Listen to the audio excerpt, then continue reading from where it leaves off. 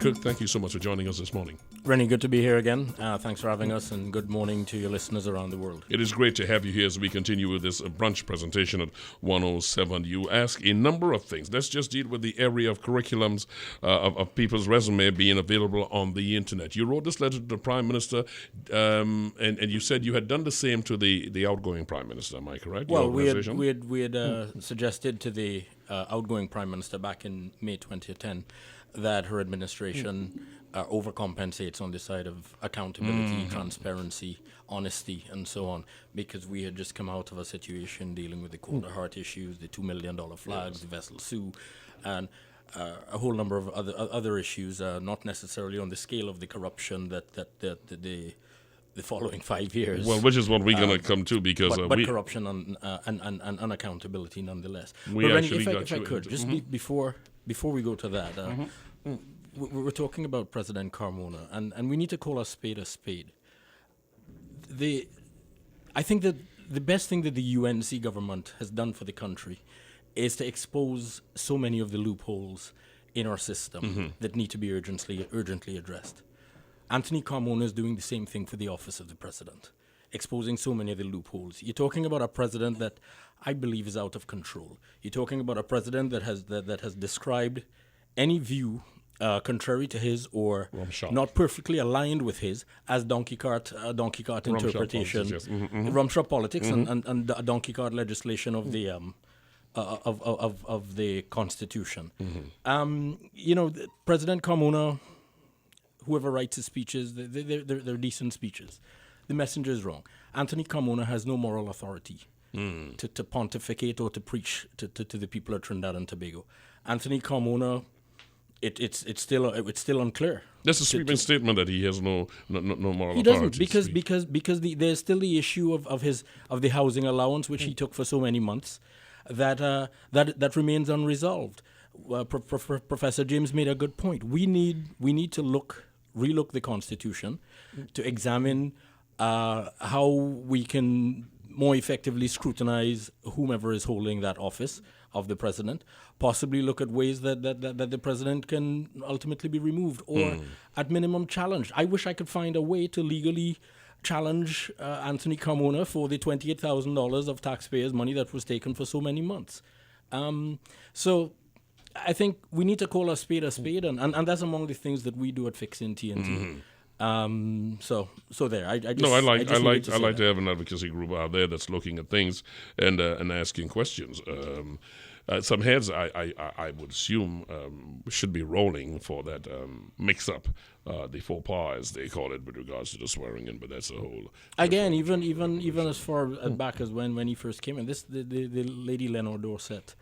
Lenore is probably the expert on protocol and how you handle diplomatic functions and so on. And Lenore was removed with no succession planning. Nobody with anywhere near the experience that she has in place and so on. And again, all of that, we have a president with an ego that is out of control, and we need to be very careful with that. We are talking about transparency was the first question. I'm going to revisit that. Transparency as far as staffing the state board. Sure. You were asking for that. That hurdle, that benchmark did not obtain for any other government before those. There are those who are saying, and not necessarily only politic is their consideration, that this is setting a new bar that may be a disincentive to get people to come forward. Do you share that view? And if not? Which is to say, listeners, just to be clear, what I guess would like them to do is to take the resumes and put them up so we can look at them and see if these people are in fact qualified to hold these positions. Absolutely. I think some of the holdback is how onerous some people find the Integrity in Public Life Act and the type of declarations that have to be made. I think that is more of an issue. This is not the first time that we're requesting this. The first vote of no confidence motion brought by Dr. Rowley to the Parliament against the previous government. We put together a list of about 25 questions, and that was one of the requests that we made, that the CVs of all state board members be made available online for public consumption and inspection. Had that been the case, we might not have had a lot of the issues that we're currently facing. I think it would serve Dr. Rowley and the new administration well, in the interest of, again, overcompensating on the side of transparency. The state boards, first and foremost, people in Trinidad and Tobago need to understand, are ours. They belong to us, That's right. the people. We have a responsibility to oversee our assets. Yes, we employ a government to look at to manage our affairs, but employing a government to manage our affairs doesn't relieve us of that of the responsibility of oversight. We must, if we had taken on that responsibility, well, I mean, corruption is not new, and corruption didn't start on May 24th, 2010. It went to a whole new level after May 24th, 2010. Just in the past 5 years, if the business community and the organizations like the JCC and the TTTI and so on had come out forcefully and said, listen, a $7 billion project to build a highway being financed out of cash flow is insane Crazy. at any level. Totally crazy, yes. None of them did that. We didn't take on the responsibility. If we had a law association that stood up from the time Anand Ramlogan said to James Filbert that, well, threatened the tenure of James Filbert, then acting commissioner of police. If the Law Association had stood up then, our institutions might have been better protected. Instead, the Law Association stayed quiet, while not only James Filbert, but Ken Gordon and David West and Gillian Lucky and a whole slew of other officers of independent institutions were attacked, and our independent institutions threatened. So ultimately, the responsibility lies with us. The first thing I did when I came back here was to ask for advocacy groups that are working to put pressure on the different institutions to see things done. I was happy when yours was brought to my attention, and having folks know how to get to that site. To hear this morning, we've got 45 minutes, so we can go through stuff, and folks may not remember half of them, so they need a place to go to where they can reference and see it. Make clear for us before we continue. Well, right now, it's really just our Facebook page. We can be found on Facebook, and they can go through everything that we've done. Everything that we do is placed on Facebook. I mean, people communicate now via Facebook and Twitter and so on. Even websites are becoming like encyclopedias, kind of obsolete. Well, okay, everybody's on the Facebook, so they can go to Fixin' TNT and they will see all that. They see, and they can go as far back as they'd like. All right, that voice you're hearing is that of Kirk Waithe, director of Fixing TNT. Property tax, for instance. You say that the government, you're asking the Prime Minister to immediately do something about reintroducing property tax and elimination of the subsidy on gas prices. Well, I think the subsidies on the gas, the fuel subsidies, as well as other subsidies we enjoy in Trinidad and Tobago, I think they need to be incrementally phased out. Of course, it can't be just done all at once. And a lot of the things the measures that need to be taken that we in Trinidad and Tobago might consider measures of austerity are really just good fiscal measures. Well, I am still amazed. I mean, I was amazed from the time I got here, the fact that there were no property taxes being paid. I mean, I've not heard of it anywhere in the world. I was just like, what? And again, Dr. Rowley is saying a lot of the right things, because for so long, not paying property tax, for example, is part of the gimme culture that has been created here. But the thing is, but that's clearly unevenly shifting the balance as to who pay anything into the system. I mean, clearly the property tax owners, while it's not all of them in the elite class, surely a greater percentage than those who don't own property. So that's a big give back. Sure, but more important than that, we have to become efficient with the collection of VAT and all of our other taxes. Which is what he has proposed, yes. We have to become very efficient, so the Revenue Authority could become important. Rennie, efficiency, productivity, accountability have to become our watchwords. Yes. They have to become the order of the day. There's no room for corruption in inefficiency. We have to get the systems right, which is why the procurement legislation is so important. Yes, it is. For decades, as we say, there's been a lot of wastage flowing from the holes of corruption and inefficiency. Those holes need to be plugged, and that starts with procurement legislation, proper procurement legislation. Immediately followed, I would assume, by whistleblower legislation. Whistleblower, but there's some other things that we need to look at. For example, you put procurement legislation in place. There are companies that tender, both public and private sector, and questions included in the tender document are have any of your directors are any of your directors affiliated with a political party? Has your company or have any of your directors made contributions to political parties? What benefit is procurement legislation if people can still include the questions like that in tender documents? So there are things that we need to look at. With respect to whistleblower legislation, yes, that is urgently needed. But again, the systems have to be put in place for people to be confident that they are in fact protected on any number of levels. I think right now what we need to see as we plug these holes, as important, for example, we talk about austerity measures. Austerity measures, if they're coming and if they're put in place, they have to be shared equally by all. Oh, they are coming, that's for sure. But we can't employ austerity measures, and you have people who would have raped the treasury on various levels in the past that are still free and enjoying the fruits of whatever they did. So you were asking for the Revenue Service to do back investigation and bring people forward to find out the assets? Well, I think we have to, and I think it wouldn't necessarily amount to a witch hunt. For example, with fixing TNT, if there are people in the public sector who have information, tangible evidence that can be verified of bid rigging or any other acts of corruption, and you're not comfortable with taking it to the police yourself or even to the government of the day, call this station, get my number, and get the information to us. We're not afraid. Oh. We will take it to the relevant authorities, and we will follow up. Rennie, people need to, in Trinidad and Tobago, people, especially again with hard times coming, people need to begin to believe that there is objective justice in Trinidad and Tobago, that the law applies equally to one and all. Between life sport, prison gate, witness tampering, and a whole bunch of other stuff that happened in the past 5 years. And a lot of money going into a small legal circle. The country has to see people prosecuted. Give me a telephone number for folks.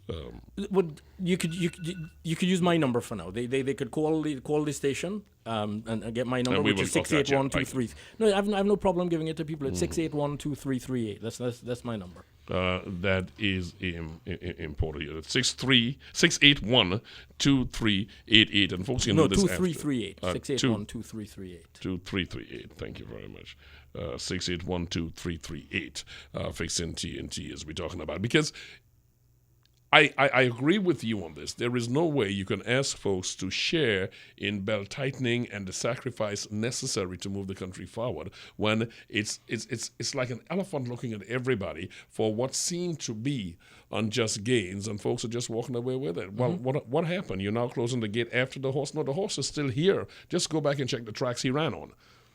Rennie, if there's no prosecution, especially with what happened over the past 5 years, we will lose the moral authority to go into any impoverished community and tell any young man or woman to put down your gun or stop selling drugs. And this foolishness of a witch hunt, all you do is you set up a non-government committee that's, an independent committee. I mean, listen here, the IRS are the ones to go, or the equivalent, what is it, the Revenue Service? That's the proposal.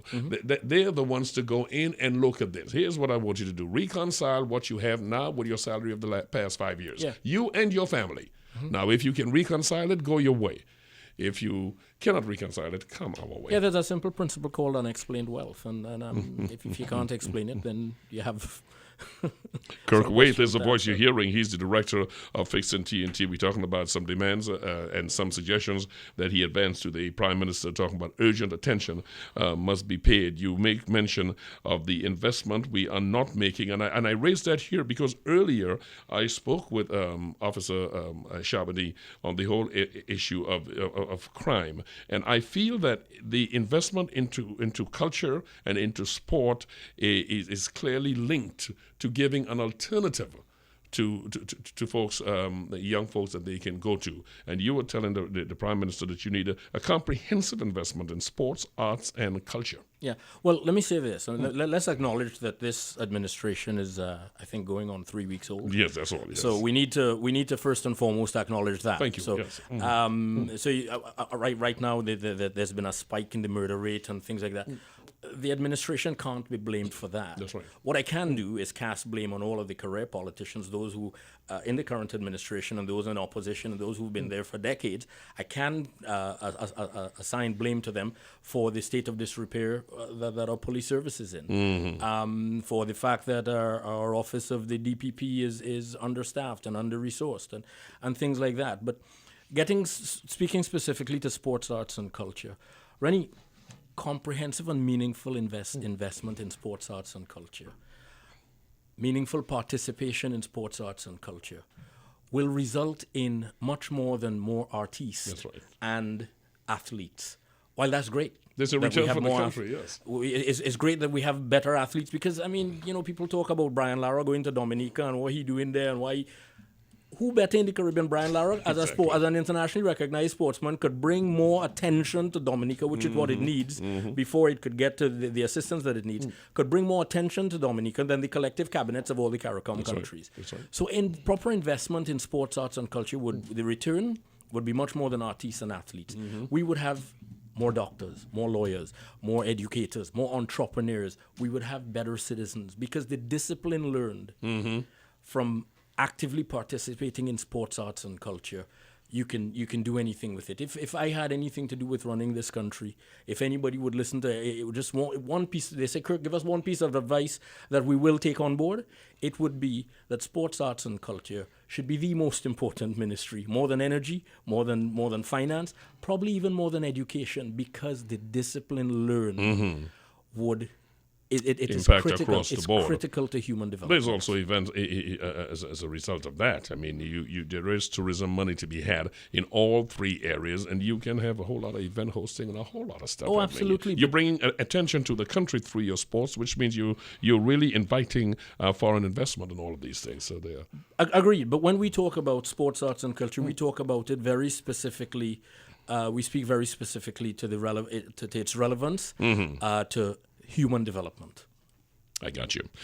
Kirk, like I said, a number of points that you raised here towards the Prime Minister, and I want to go through a number of them, not because you are oblivious that they've only been there for 3 weeks, but it does raise a level of awareness for folks to be clear on. I love the way you approach the area of the DPP, begging for handouts, really. You were not that dramatic, so let me stay with your language. You said it is inconceivable, I'm paraphrasing, it's inconceivable that the DPP office can function properly without control over its own budget, having to beg the AG's office to provide money for it. Please elaborate.